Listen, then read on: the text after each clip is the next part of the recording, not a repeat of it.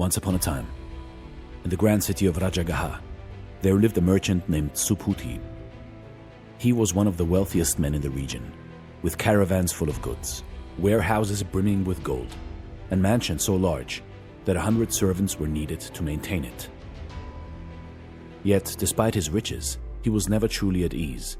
Each night he lay awake, worrying about thieves, business rivals, and the ever-growing demand to protect his wealth.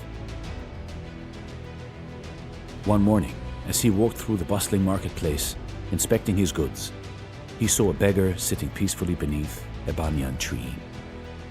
The beggar had only a tattered robe, a wooden bowl, and a simple smile on his face.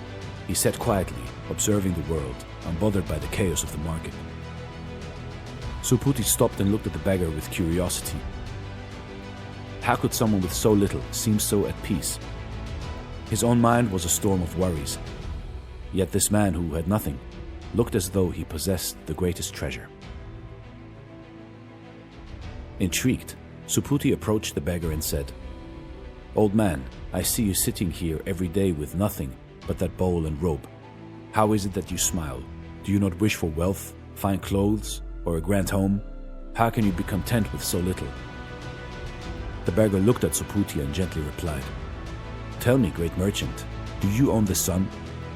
Subhuti scoffed, "Of course not, no one owns the sun." "And do you own the cool breeze that touches your skin?" "No," Subhuti admitted, growing impatient. The beggar nodded and continued, "Yet every day I enjoy the warmth of the sun, the freshness of the breeze, the shade of this tree, and the song of the birds.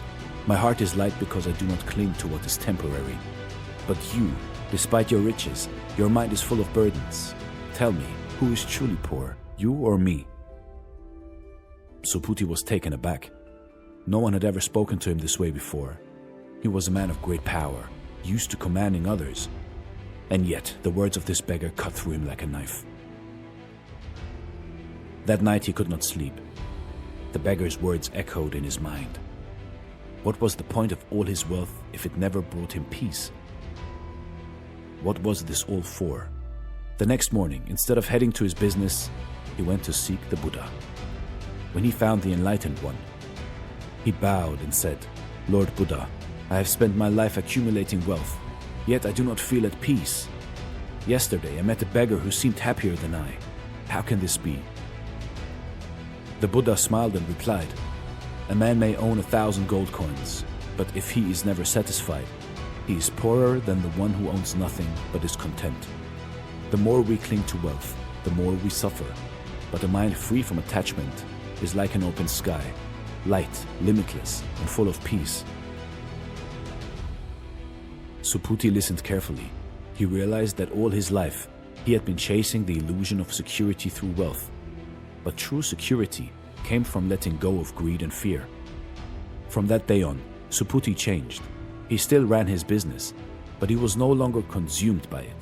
He began to share his riches with those in need, helping the poor, building homes, and offering food to travelers.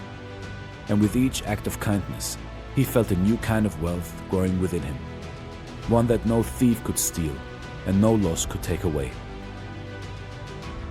And so he found the peace he had been searching for, not in his gold, but in the simplicity of a content heart.